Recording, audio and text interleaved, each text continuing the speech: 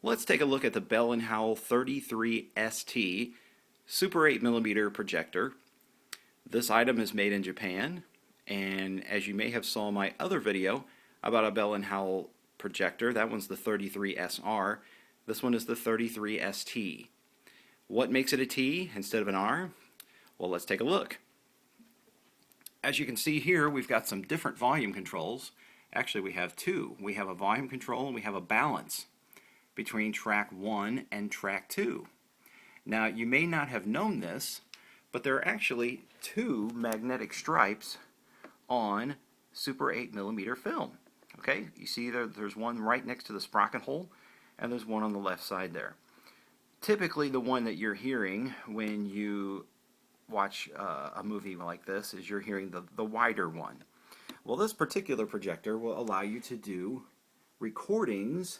Notice the record button here on both tracks. Alright, so you have track 1 and track 2. So the idea behind that is you could lay down a vocal track, and then you could lay down a music track, and then later go back and change the music or change the vocals. Okay, so we have our typical frame button here. We got our focus, and we got our controls here: forward, backwards, rewind, etc.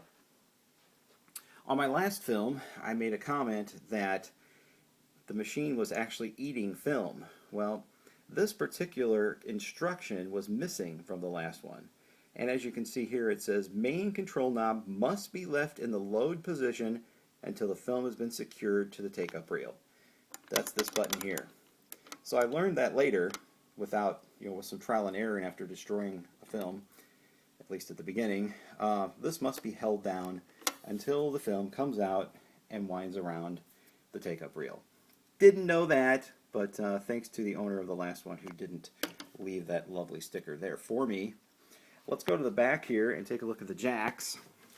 As you can see here, we've got a mic input, we got an auxiliary input, auxiliary out, a monitor, and an external speaker.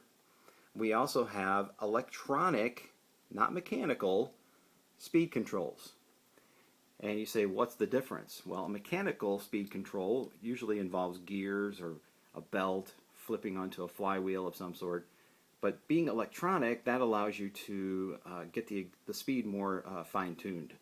And inside this projector are attenuators or potentiometers that you can use to adjust the speed to the exact setting. Let's turn it around and look at the back, although there's really not much to see. You're going to see a really nice high-fidelity speaker here. You're also going to notice that this really was not made by Bell & Howell.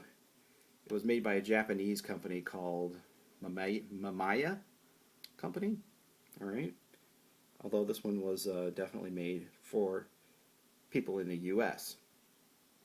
Got a little vent there for heat, and the place where the power plug plugs in. And a nice carry handle. Let's flip it back around, and we'll take a quick test run of this unit in action. I'm going to turn my little flashlight off, and I'm going to flip it down to the play. Getting back on the merry-go-round, and so forth. And we got our test film again, like you saw in the last one. Many programs use such loops which contain other loops.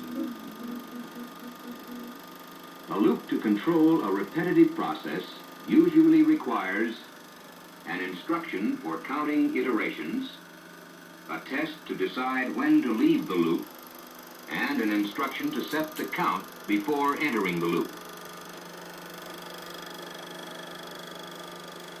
When one loop is nested within another, the inner loop becomes the process being controlled by still more count, test, and set instructions. To see how such nested loops work, let's examine a computer program to sort some numbers into ascending sequence. Let's look at the heart of the program first. To sort numbers, we must compare them. Is the number at location 1 greater than the number at location 2. No, these two numbers are already in ascending sequence. Next, we need to compare these two numbers.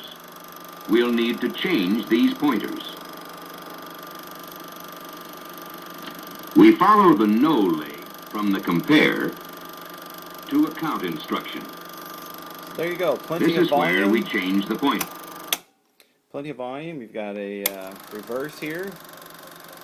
And it will play the film in reverse, but it won't play the sound in reverse. But it has a nice, clean purr to it. Nice, smooth, clean sound to its mechanics. So then, as you can see here, you got your record control here, which once activated, you can decide which channel you want to record on. Alright.